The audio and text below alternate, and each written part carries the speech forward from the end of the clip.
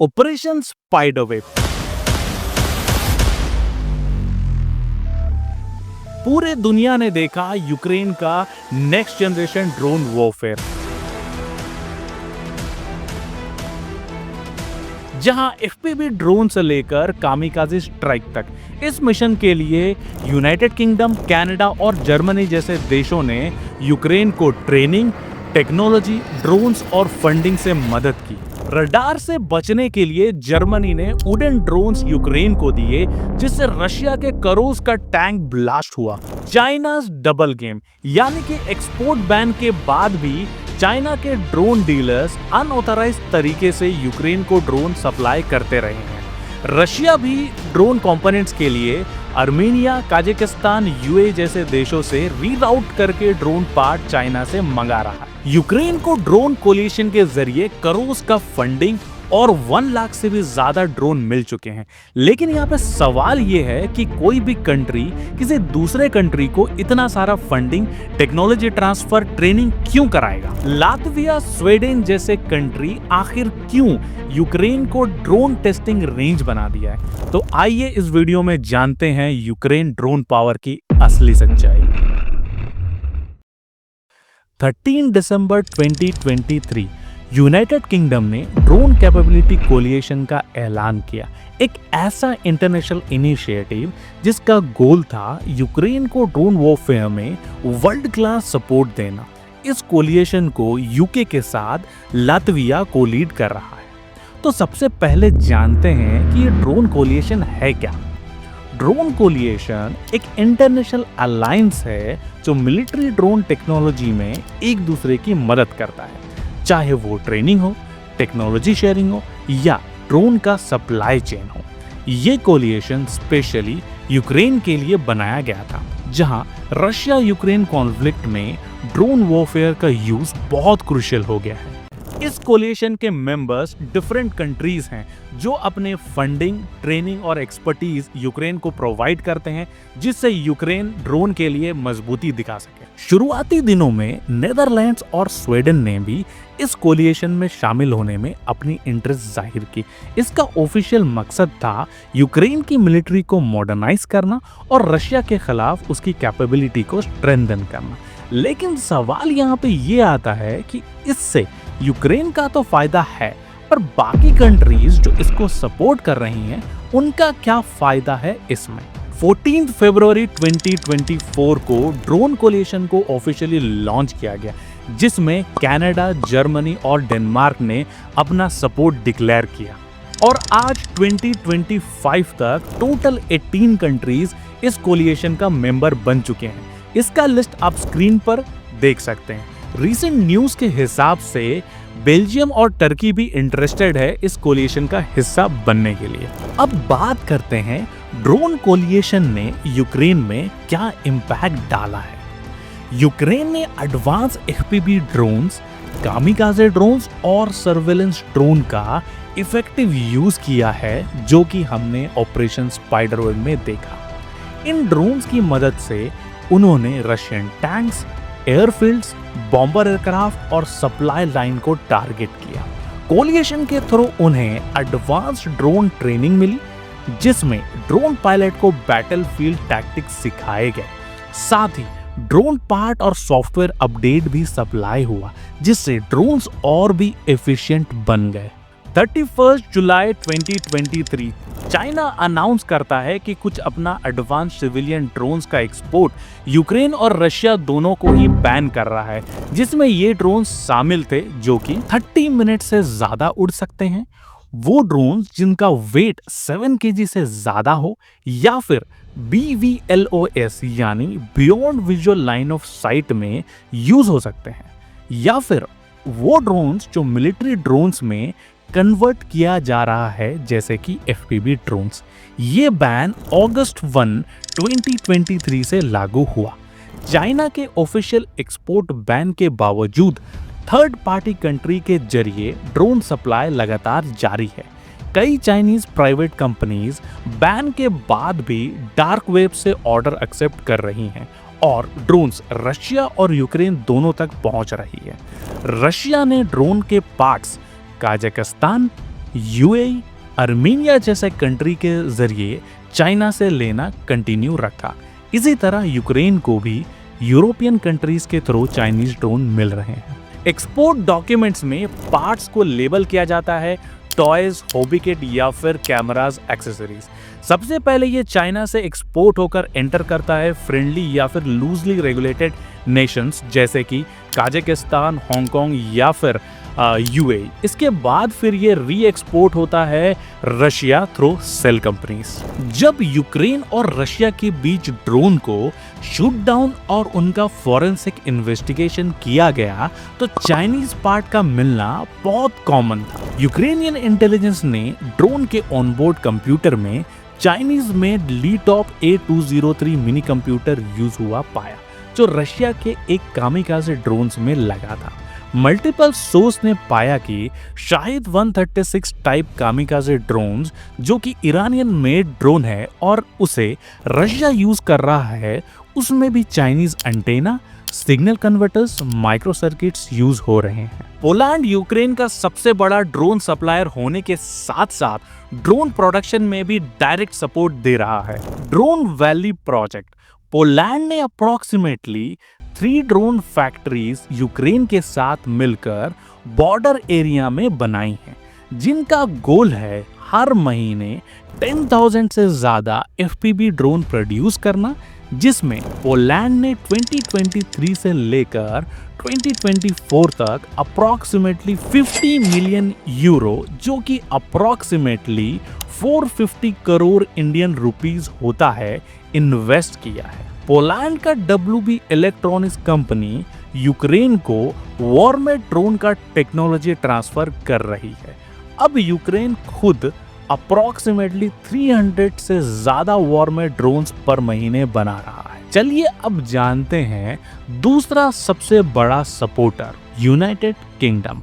UK ने Ukraine को extensive drone technology, training और फाइनेंशियल सपोर्ट प्रोवाइड करके रशिया यूक्रेन वॉर में स्ट्रैटेजिक एडवांटेज देने में मेजर रोल निभाया है। यूके प्राइमरीली 3 एरियाज में सपोर्ट कर रहा है। सबसे पहला है एडवांस्ड ड्रोन सप्लाई, दूसरा है स्पेशलाइज्ड ट्रेनिंग प्रोग्राम और तीसरा है defence technology transfer. Drone supplies के मामले में यूके ने यूक्रेन को मल्टीपल टाइप के ड्रोन प्रोवाइड किए हैं, जिसमें बंशी जेट 80, जो कि वैसे तो टारगेट ड्रोन है पर इसे मॉडिफाइड करके अटैक ड्रोन बनाया गया, स्विच प्लेट 300-600, जो कि एक कामिकाज़े ड्रोन है, और black hornet nano drones surveillance के लिए प्रोमिनेंट है।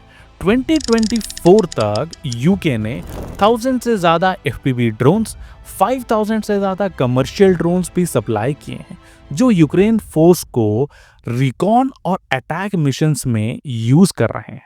ट्रेनिंग और टेक्नोलॉजी ट्रांसफर में यूके ने यूक्रेन को drone operation, AI based target tracking और इलेक्ट्रॉनिक्स वॉरफेयर सीखने के लिए स्पेशलाइज्ड प्रोग्राम ऑफर किए।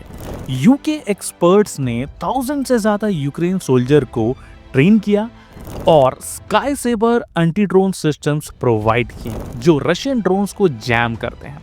फाइनेंशियल असिस्टेंट के थ्रू यूके ने 325 मिलियन पाउंड, जो कि अप्रोक्सीमेटली 4000 करोड़ होता है इंडियन रुपीस में, यूक्रेन के ड्रोन मैन्युफैक्चरिंग और परचेज के लिए अलोकेट किए हैं। लातविया ने यूक्रेन को ड्रोन टेक्नोलॉजी और मिलिट्री एड के थ्रू खासा मदद पहुंचाई है। 2022 से लेकर 2024 तक लातविया ने 100 से ज़्यादा FPV अटैक ड्रोन सप्लाई किए हैं, जो कि एंटी टैंक मिशंस के लिए यूज होते हैं। साथ ही उन्होंने 50+ पेंगुइन रिकॉनेसेंस ड्रोन्स भेजे हैं, जो इलेक्ट्रॉनिक्स वॉरफेयर रेजिस्टेंस हैं और रशियन जैमिंग सिस्टम को बाईपास करने में मददगार साबित हुए। लातविया ने यूक्रेन के लिए ड्रोन मैन्युफैक्चरिंग को सपोर्ट करने के लिए अप्रोक्सीमेटली 100 करोड़ का फंड भी एलोकेट किया है। इसके अलावा लातविया ने 200 से ज़्यादा यूक्रेन सोल्जर को FPV ड्रोन ऑपरेशन और इलेक्ट्रॉनिक्स वॉरफेयर टेक्निक का ट्रेनिंग दिया। लातविया के दिए गए ड्रोन्स ने यूक्रेन को 100 से ज़्यादा रशियन टारगेट को सक्सेसफुली न्यूट्रलाइज करने में मदद की है। छोटे देश होने के बावजूद लातविया का कंट्रीब्यूशन यूके रशिया में खास महत्व रखता है। फोर्थ नंबर पे है स्वीडन।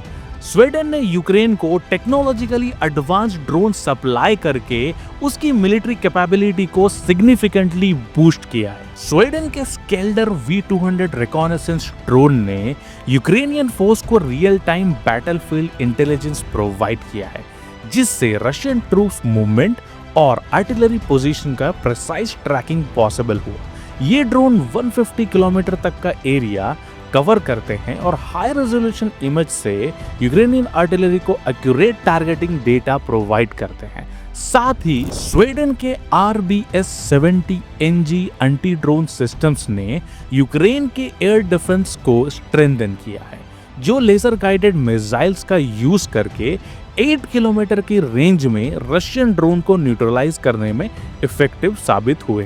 फिफ्थ नंबर पे है Germany.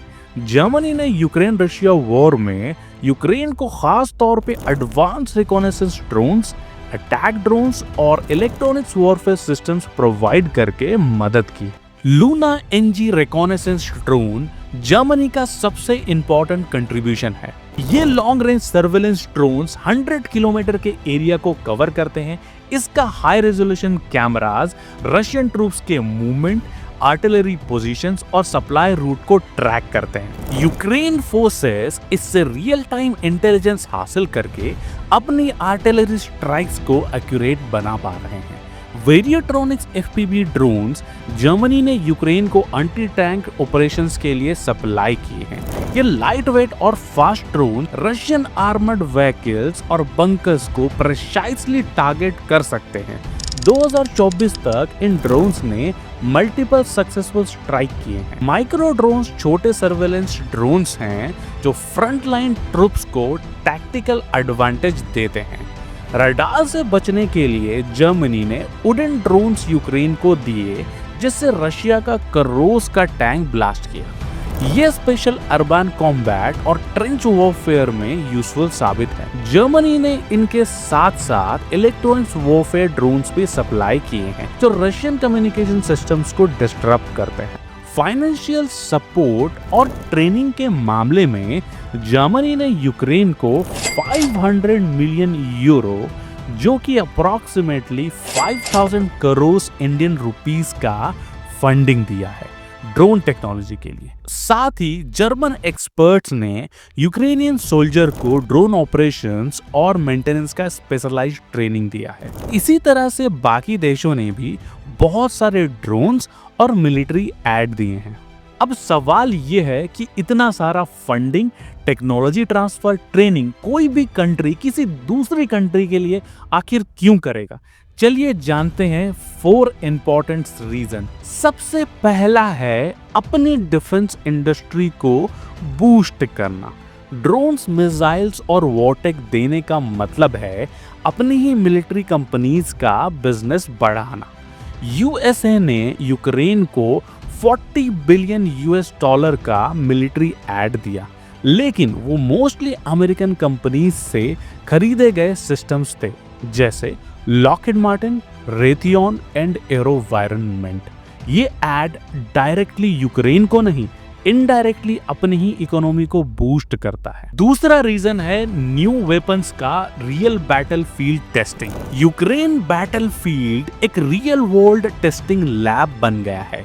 Kamikaze drones, anti drones lasers, AI assisted surveillance. Western countries अपने एक्सपेरिमेंटल टेक को यहाँ पे डिप्लॉय करते हैं, टेस्ट करते हैं और इसे इम्प्रूव करते हैं। तीसरा रीजन है रशिया को जियोपॉलिटिकली रोकना। वेस्टर्न कंट्रीज जैसे USA, UK, फ्रांस नहीं चाहते रशिया यूरोप में अपना इन्फ्लुएंस और टेरिटरी बढ़ाए। अगर यूक्रेन गिर गया तो रशिया बाल्टिक कंट्रीज यानी एस्टोनिया, लातविया एंड लिथुनिया और मोल्डोवा या नाटो अलाइंस तक अग्रेस कर सकता है। इसलिए ये वॉर एक बफर जोन बन गया है, जहां वेस्ट चाहता है कि यूक्रेन खुद लड़कर रशिया को रोके, यानी fighting Russia without sending NATO troops. ये वेस्ट का मोटो है। फोर्थ रीजन है political influence and soft power. War के बाद जब यूक्रेन रीबिल्ड होगा, जो कंट्री सबसे ज्यादा मदद करेगी उसकी इन्फ्लुएंस यूक्रेन पर सबसे ज्यादा होगी। Infrastructure contract, defence ties, trade deal, सब पर वेस्ट का कंट्रोल होगा। इसलिए आज का मदद कल का जियोपॉलिटिकल प्रॉफिट है। तो आज के लिए बस इतना ही। वीडियो कैसा लगा हमें कमेंट में जरूर बताएं। Thanks for watching.